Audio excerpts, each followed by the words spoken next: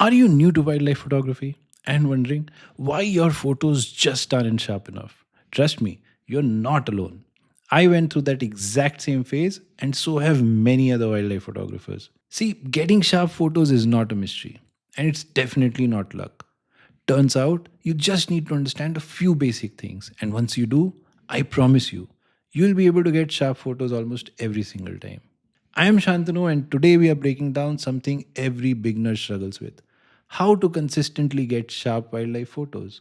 By the end of this video, you'll know exactly what sharpness is, which camera settings matter the most, and how best can you control them in the field to get clean, crisp images. Let's begin.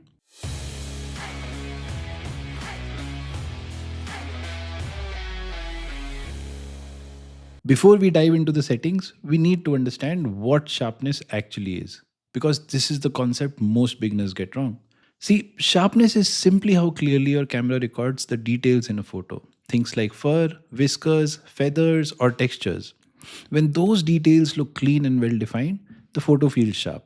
When they look a little blended or unclear, the photo feels soft. Now, a lot of beginners just assume that sharpness is focus, as in if the camera locked focus on the subject, the photo should be sharp. But that's not actually true.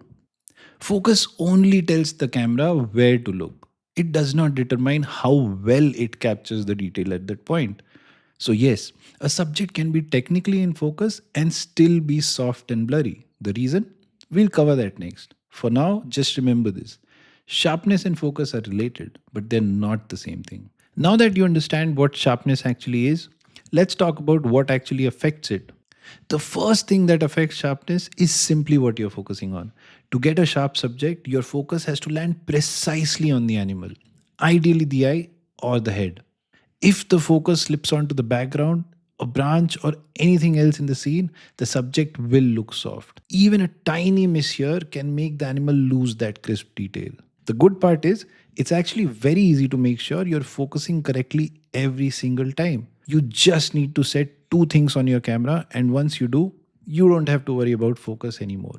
To focus correctly, the first thing you need to set up is your autofocus. Autofocus is simply your camera's way of figuring out what in the frame should look sharp. Instead of you turning that focus ring manually, the camera looks at the scene, picks the point you tell it to look at, and makes that spot sharp for you. On most cameras, you will see two autofocus modes: single AF and continuous AF. For wildlife photography, you should always select continuous AF. See, continuous AF keeps adjusting focus as the animal moves, as you move, or as the frame changes. Single autofocus locks focus once and stops, which means even the slightest movement afterwards can leave your subject soft. So before you do anything else, go into your camera's focus settings and switch to continuous AF. It's a small setting, but it makes a huge difference in keeping your subject sharp. Once your autofocus is set to continuous AF, the next step is choosing the right focus area. See, your camera doesn't actually know what the subject is. It only reacts to contrast. Basically, it looks for places in the frame where one part of the image looks noticeably different from the part next to it. Things like outline of a face, whiskers, stripes, these things naturally create those differences. So the camera locks onto such points, and that's what it focuses on. Now, if you use a big focus area, the camera has too many options now. It sees a lot of these strong edges, even branches, leaves, grass, anything in the background, and any of those can steal the focus away from your subject. Choosing a smaller focus area narrows down that search. It reduces distractions for your camera and makes it much easier for it to focus on the subject. So the goal is fairly simple. We'll use a focus area that is small and movable. A smaller focus area forces the camera to look exactly where you want and makes it easier to focus on the subject. A movable one enables you to move the focus area across the frame and place it directly either on the eye or head of the subject. Now, if you're using a Sony camera like I do, the options you're looking for are either flexible spot or expand flexible spot. A common beginner mistake here is relying on larger focus areas like zone or wide. These give the camera too many options, which increases the chances of it locking onto other elements in the frame like branches, grass, or background. They really only work well when the animal is close and fills a big portion of the frame. In most of the situations, they're unpredictable, especially in cluttered habitats. So, use continuous autofocus and a smaller focus area along with it, and chances are your subjects will never be out of focus again. The next big thing that affects sharpness is movement. And in wildlife photography, there are two things that can move. The first is the animal or the subject. The animal is almost never truly still. Even when it looks calm, it's breathing, shifting its weight, flicking an ear, or turning its head slightly. And all of these tiny motions can soften the details of your subject. And here is a simple way to diagnose this. If parts of your photo look sharp, but the animal doesn't, it means the animal moved. The second thing that can move is actually you or your camera. Even when you think you're steady, your Jeep is constantly vibrating, your hands naturally shake a little, and you always shift your body weight. Sometimes, even just pressing the shutter introduces a bit of shake. If the entire frame looks blurry, not just the animal, it usually means your camera moved and not the subject. Now, fortunately, there's a way to counter all this movement, and that's your shutter speed. Shutter speed is simply the duration your camera sensor is exposed to light, and a fast shutter is what freezes motion. Now, how fast does the shutter speed really need to be to capture motion?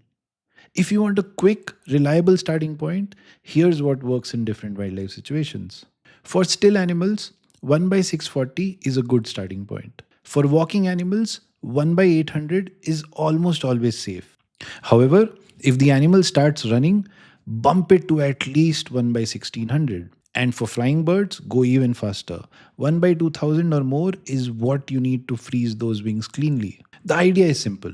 Use a shutter speed high enough to freeze the action. No matter how low the light is, you can't afford to compromise on shutter speed if the subject is moving.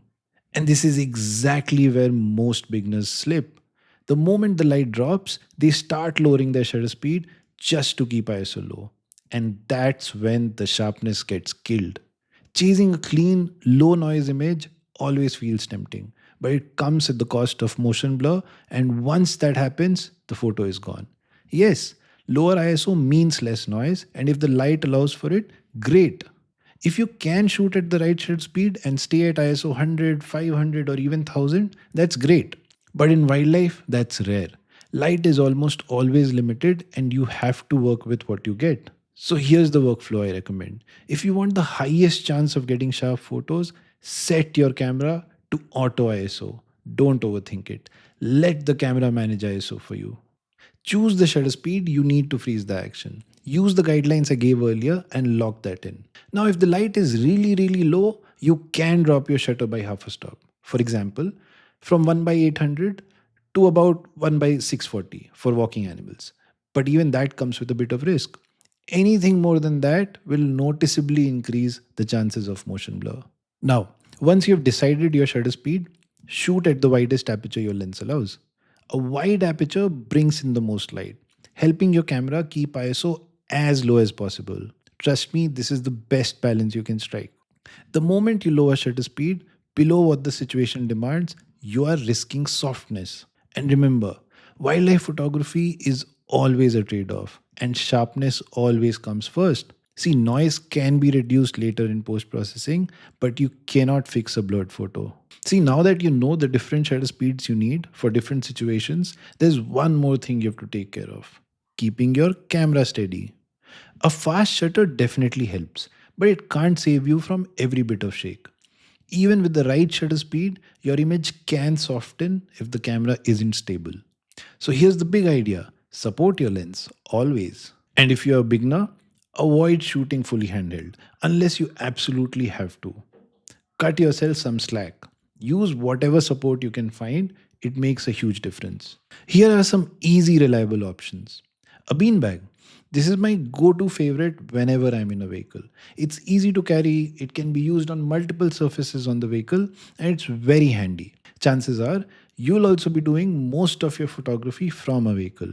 So, a beanbag should work out perfectly for you. And if you don't have a beanbag, use the Jeep railing or a window frame, pretty much anything that is part of the vehicle and can support your lens.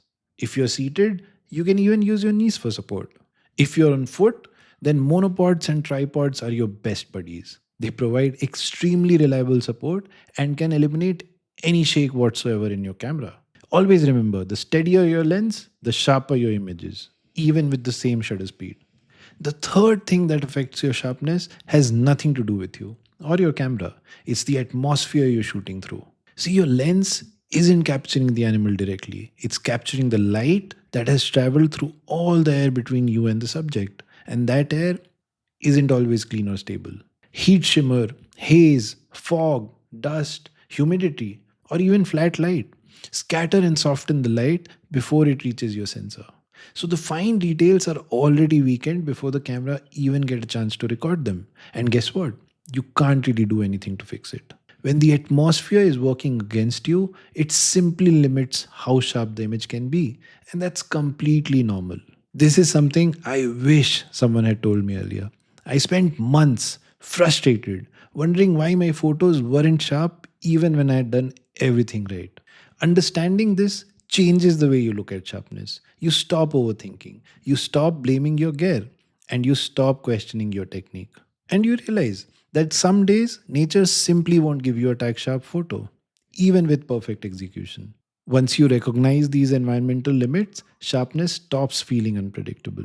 You see what the atmosphere is doing and you accept it and move on to the next opportunity. There's one more thing I want you to remember, and it has nothing to do with your settings. Sharpness is one of the easiest things to obsess over in wildlife photography.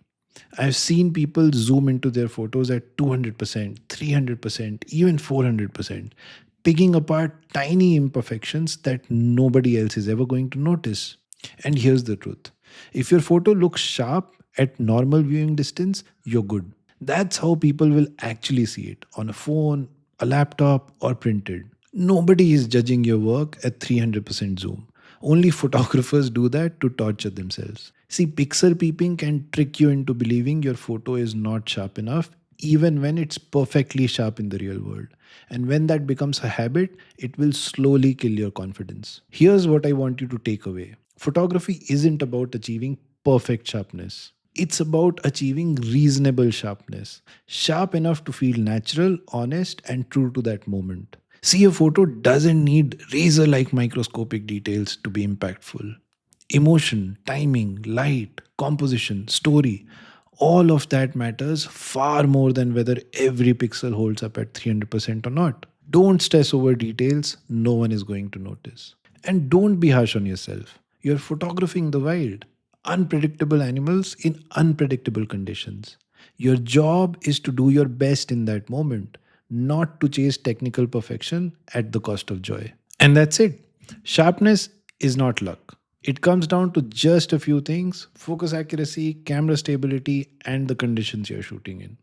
Once you understand this, sharpness stops feeling unpredictable and starts feeling completely manageable.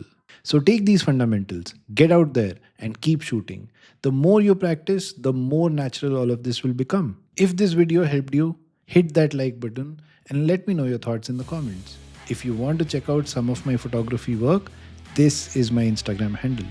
I'll see you in the next one.